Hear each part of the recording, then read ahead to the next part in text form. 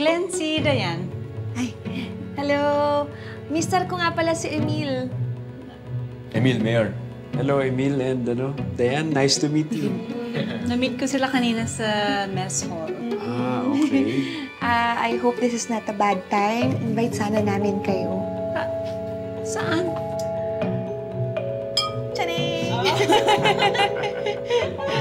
Patulog na, Mayor. Oo nga. Pwede. Hindi pa naman ako inaantok eh. Yun pala eh. Saan tayo? Sa mess hall na lang. Doon ulit? Oo, doon na lang. Para chill. Tara? Sige. Sige. We'll just get ready. Sige, hintayin na namin kayo. Go lang, go lang. Go lang. Okay, sige. Sige, mabilis lang kami. Okay, sige.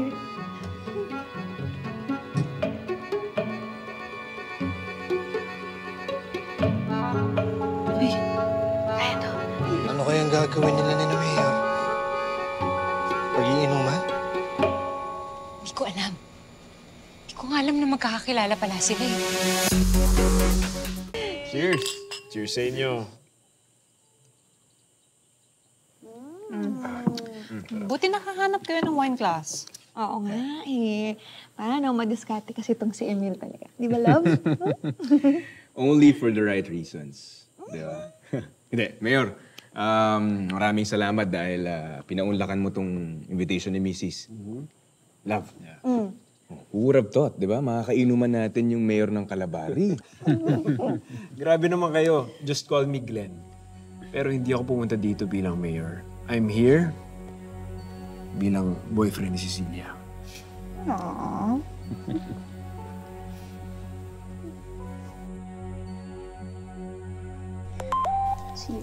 Excuse me lang, ha? Di ba kakasabi lang ni Sir Jack? Sorry, Cecilia. I just had to attend to something. Buti nga binabalik sa atin yung cellphone natin at the end of the day, no? Yeah. Pero you're right. You know, I'll leave this first. Hindi ko muna papansinin yan. Very good. Anyway, ano yung pinaka-favorite yung topic kanina? Ako, personally, gusto ko yung topic about trust. Ako din. Same. Nakaka-relate ako. Di ba? Mayor, parang... Paringgan tayo nito mga to, ha? Mukhang hugot na hugot sila, eh. Yes? Yan ang sinasabi ko. Ang alin? Sa tuwing makikita ko sila, sir, lagi sila nagtatalo eh. Tapos ngayon, ayan, sweet-sweetan. Ano yun? Nainggit ka ba? Gusto mo, labanan natin eh. Mukha ba, sir? Sa trabaho tayo, no? Sorry. Tingnan mo. Ayan, nagsisweetan sila sa harap ni Mayor tsaka ni Doc. Ganyan ang galawang con artist. Kapal talaga ng apog ng mga to. Sakaling totoo nga yan. Mayor pa ng Calabari yung gustong targetin, ha? Aba, syempre, bakit hindi, di ba? Kailangan natin sila malapitan. Baka mamaya, kung ano-ano ng information ang kinukuha nila kay Mayor tsaka kay Doc. Dilapitan natin. Walang mali siya. Napadaan lang. Nakita mo yung utol mo. Tapos. Tara, sir. Ilang beses ka na nahuli. Diba? See? Kayo kasi. Mayor. Doc. Oh, Ate Bobby.